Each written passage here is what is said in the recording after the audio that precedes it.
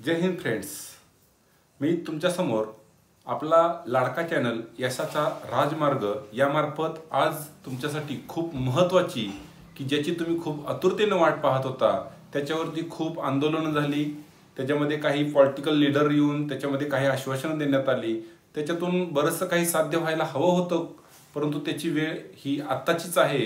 ह्या वेळेस ते साध्य झालं असं आपण समजूया आणि आपण जाऊया महत्त्वाच्या विषयाकडे. विषय असा आहे की राज्यसेवा परीक्षा पूर्व परीक्षा राज्यसेवा पूर्व परीक्षेची दिनांक डेट डिक्लेअर करायची राहून गेली होती की ती आज डिक्लेअर झालेली आहे. तुम्हाला माहितीसाठी सांगावं असं वाटतं की त्याच्यामध्ये जो कृषी विभागाचा जो काही महत्त्वाचा मुद्दा होता तोही ऍड करायचा राहून गेला होता. त्याच्याविषयी आपण बरेचसे काही चर्चा करत होतो, सरकारकडे मागणी होती, तोही यामध्ये आपल्याला आपल्या समाधानकारक अशा उत्तरासह आम्ही तुमच्या समोर आलेलो आहोत. तर सुरुवातीला आम्ही असं सांगू इच्छितो तुम्हाला, महाराष्ट्र नागरी सेवा राज्यपत्रित संयुक्त पूर्व परीक्षा लक्षात राहू द्या. पूर्व परीक्षा खूप महत्त्वाची, जी आपल्याला आपण ज्याची वाट पाहतो, जी तयारी करतोय त्याची तारीख डिक्लेअर झालेली आहे दिनांक 1 डिसेंबर 2024. म्हणजे अगदी नगदीच्या जवळच्याच कालावधीमध्ये आपल्याला ही परीक्षा द्यायची आहे.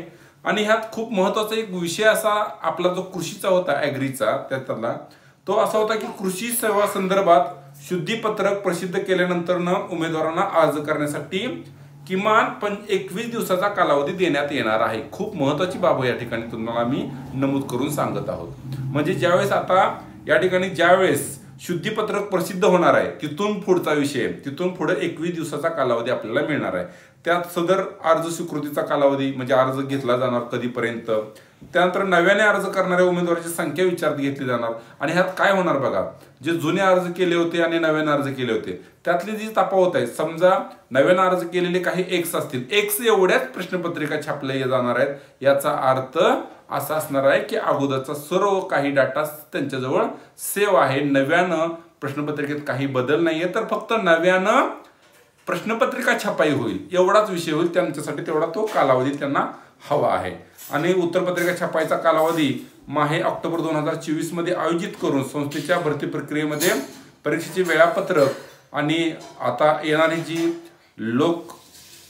विधानसभेची निवडणूक जी आहे, विधानसभेची निवडणुकीची आचारसंहिता, छपाईचा कालावधी, ह्या दोन गोष्टी लक्षात घेऊन आपल्याला पुढे परीक्षेचे वेळापत्रक या ठिकाणी डिटेलमध्ये यात आम्ही तुम्हाला जाहीर झाल्यानंतर लगेच तुमच्या समोर आणू अशी आम्ही तुम्हाला ग्वाही देतो. तर आता तयारीला लागूया. पूर्व परीक्षा किती महत्त्वाची आहे, पूर्व परीक्षेबद्दल मी तुम्हाला एक सेपरेट व्हिडिओ करून पाठवेल. पूर्व परीक्षेची तयारी आपल्याला कशी करायची आहे, पूर्व परीक्षा आहे तर त्याच्या पुढची परीक्षा आहे, म्हणजे पूर्व आपल्याला क्वालिफाय व्हायचं आहे, पूर्व आपल्याला पार पाडायची आहे, मग मेनचा विचार करायचा आहे. तर पूर्व परीक्षेसाठी काय करावं, पुढच्या व्हिडिओची वाट पहा. आम्ही तुमच्यासाठी तो व्हिडिओ घेऊन येणार आहे. या ठिकाणी आपण इथंच थांबूया. जय हिंद, जय महाराष्ट्र.